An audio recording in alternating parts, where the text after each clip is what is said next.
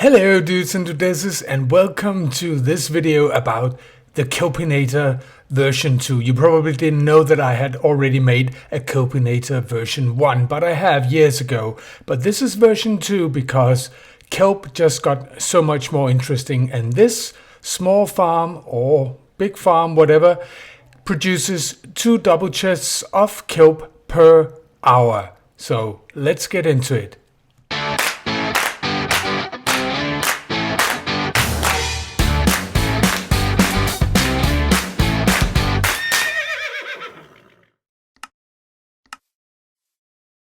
Alright, the last video I did was a small kelp farm. It was pretty efficient. It was surprisingly efficient actually. I may include something about that later in this video because there's been some comments in my Discord and on YouTube about it. It's all about the kelp, baby. But this is today's project. This is a big kelp farm and it uses flying machines, and I'm not too fond of flying machines myself. If you want to build this, I highly recommend that you build it with a chunk loader, because that for most part alleviates the part where the flying machine gets stuck and you have to go in there and repair them, which is the main reason why I most of the time try to opt out of farms with flying machines. But it is efficient, and I have used the most simple form of flying machine that I possibly can. What you see is what you get. There's a water stream there, and all the kelp, when it's harvested, flow over here, as you can see, and it falls down here into some hoppers, and this is all full. This is why this is there, because it was there from before. I just put in new chests. It will all go down there, I promise. It will fill just shy of 2 double chests per hour. I haven't tested this in real life. I've tested it with the new tick command speed, so I hope that is as accurate as real life testing. If we start at the bottom, you can see we have some hoppers, we have some chests, nothing special about that. Down here we have an etho hopper clock. This is just a locking mechanism, and in here we have 3.5 stack of items, and it's going back and forth, and every time it's in one end, it fires this torch right here, which in return opens or closes this trapdoor right here. You probably know this trick. If you have a scaffolding standing like this and the other part on a trapdoor, it will travel all the way up. There you have it. So you can see now the flying machines go off and they harvest. And because it's all water sources in here, it goes up where it's caught by this water stream right here and goes over the edge. Water will flow. If you put it here, it will flow this block 1, 2, 3, 4, 5, 6, and down here. So it's 7 in all. And then it goes out here, and then it will flow further 1, 2, 3, 4, 5, 6, 7, and then that one right there.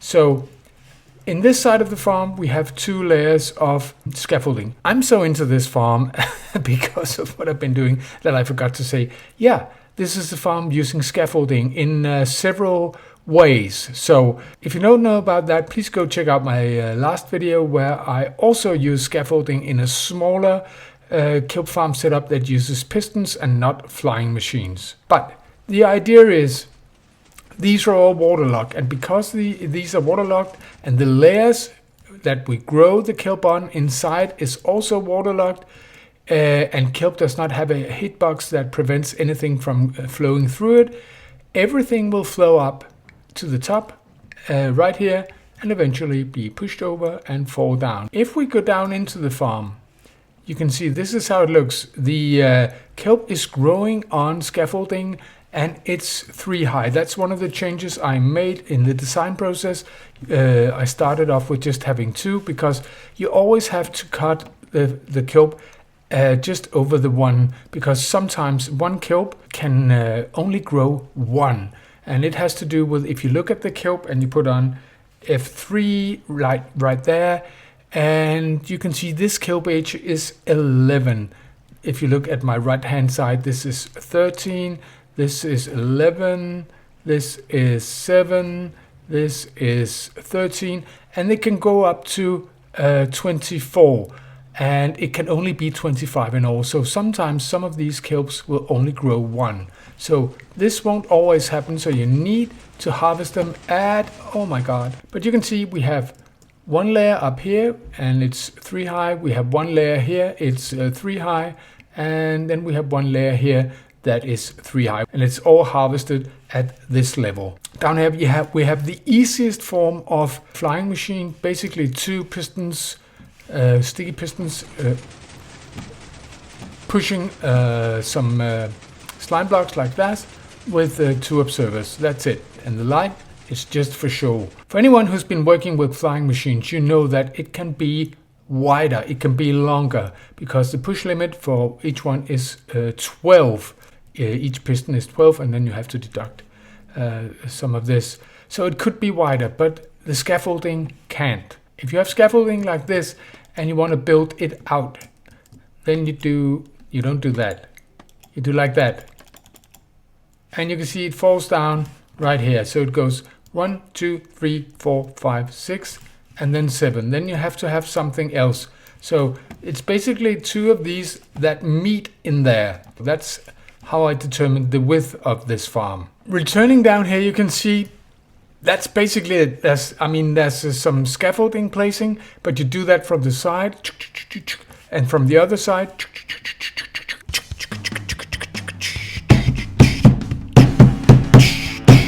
And then it will kind of meet in the middle. Then you assembly the flying machines, and you probably want to do that last because you don't want them running while you're working in here. First layer, just straight on the ground.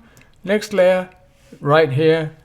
Next layer, right here. And then we go up, you can see this layer here has 2 on one side. And that's just to make sure that the water will flow to one side, so we don't have to connect it up on 2 sides, and so we don't have any loss, which I had in my first iteration of this farm. The honey blocks right here are strictly not necessary. You will get some loss if you have a solid block, because sometimes I just noticed that it will get stuck, the kelp.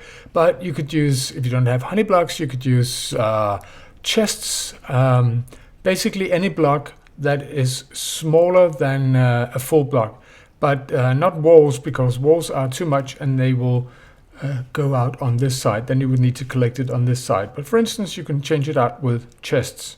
And I've tested thoroughly. Maybe I should put some hoppers under this. All right. Now let's see this in dry mode. This is exactly the same setup without the water.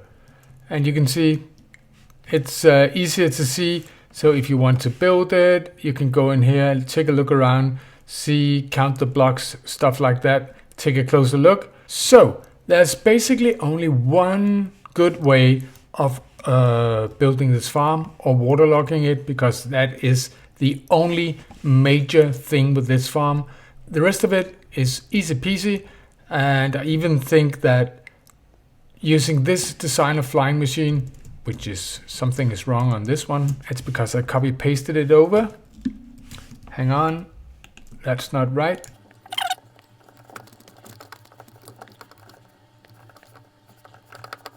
Much better. Just like the other ones. Thank you. Where was I? The only reasonable way to build this farm is to build the glass outside first, and then you fill it with water. So you only place in these after that this is filled with water blocks. And the way, of course, that you fill it with water blocks is that you put out water on this layer. You take one side all the way and one side all the way like there, and then it will fill out. Then you go and place your kelp down here. Then you go up to the top right here, and you haven't placed this second layer yet. You will place this last. All of these here, and you cannot place these without having these pillars. So what you do is you place it like this in the wall, and then it will be one shy over here, and you do the same over here. So you will have a gap in the middle of 2 that you will have to use some trickery to fill in, but that's how you do it. And when they're in like that, except for the two middle ones, then you waterlog all of these. And yes, so you have to waterlog them all individually, and you have to do this all the way around. But then you have floating water in all the farm, and then basically you wait, or you bone meal or whatever, and you just wait for the kelp to grow up to here, and it's all full water blocks. Then you go in and then you place the scaffolding in full water blocks, because then they will be automatically waterlogged. And it's important that each layer is waterlogged, because otherwise the kelp will stop underneath it. When you've done that, you place this layer on top, waterlog that as well, and when you waterlog this last one, it will start flowing over here, and then you just need to place one right here. How did I end up with this design? I think it's a good balance in size and effort to build.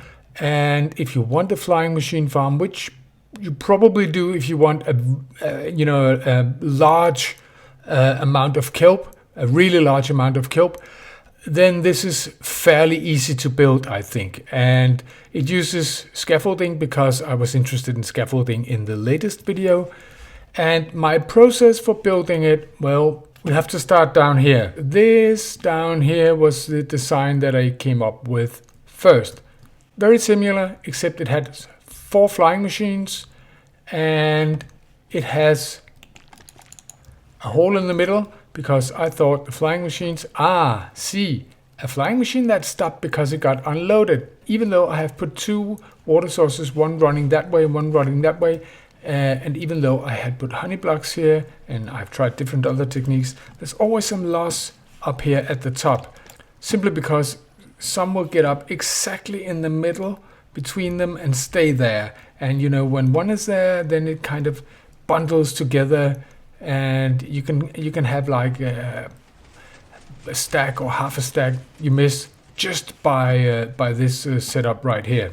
In this farm, basically we only have the kelp being able to grow too high, which is normally, I would say, ideal. But the thing is that kelp has a random way of growing that you can look it up. But every game tick, it has a chance of growing, and it's actually rather random and individual. So even though this one may have long time growing up, this one that has already grown does have a chance of growing one more, even though it has grown. So you kind of lost the ability. If there was a lot of these that has grown too before the flying machine went, then you kind of lost the ability for them to grow as well. So it's a balance, and that's what I figured out, that down there 3 I think is the optimal, just by looking at it when you had the timing of the hopper clock, when it needed to go, when there was, most part had grown once, and having the chance to grow one more. So 3 flying machines, that's also cheaper and easier. In case you come into this world, you have a chance to see another kind of sugarcane farm. I'm just going to leave it in here. It was just an idea I had. It works, it's interesting. And I think the other thing down there is a block pallet. Now, in my last video, I told you about this farm, which is surprisingly good. And I'm learning afterwards how good it is, because people were talking about, well, they were experimenting with how much to have in the dropper. And I was thinking, this whole idea of firing all the pistons, all layers, and it's both sides at once. Of course, that could theoretically on a server, if you build it large enough, be a lag issue. But other than that, it doesn't give the optimal yield. So I designed this. The scaffolding here is not as important as it is in that farm or the big one, farm, because basically we observe at the root when the plant grows, which means that it will always be harvested as soon as it grows. So there's no chance for this to grow up and destroy this water stream up here. So basically we could say that we don't need this. It's just easier to place the water stream like that, but we could remove it again and the farm would work fine, which also means that We could prolong it however long we wanted. It is not as tileable as this one, because this one you can prolong as long as you like, basically. This one, of course, you can too, but you need to build this entire thing every time. And what I tried to show you here is that we have an observer looking at the root, and when it grows, it fires down here. That fires this copper bulb. I couldn't remember the name. And it's detected by this observer that fires up into that full block, which fires the piston right there. And of course, that's quite a bit more expensive than this setup right here. But it does mean that I can measure how much does one of these actually yield if you have them harvesting one at a time. And the interesting thing is that this will harvest, I cannot see it now, but it will harvest around 2.5 stack in a physical hour, 2.5 stack. And you can see we have 6, 12, 24 in this setup. That gives us an average of 6.66 kelp per kelp plant in this setup, where we harvest them only one individually, which should be optimal, right? Now in this setup where we just collectively harvest them when a clock has run its course, we have, I think it's 84. That's 84. And we know that one module like this gives us 9 stacks. And it's basically 9 stacks and then a little bit. So it's 9 times 64 divided by 84, which means that this, for some reason, have an average of 6.85, which is basically more, and I don't get it. I don't understand it, but this design actually gives more than this one that harvests individually. But it kind of looks cool. Alright guys, thank you so much for watching, and if you like the video, please give it a like, and if you're brand new, subscribe. It helps the channel a lot. Whoa! And as always, I probably have a world download in my Discord community, and I'll be seeing you in the next video. Bye!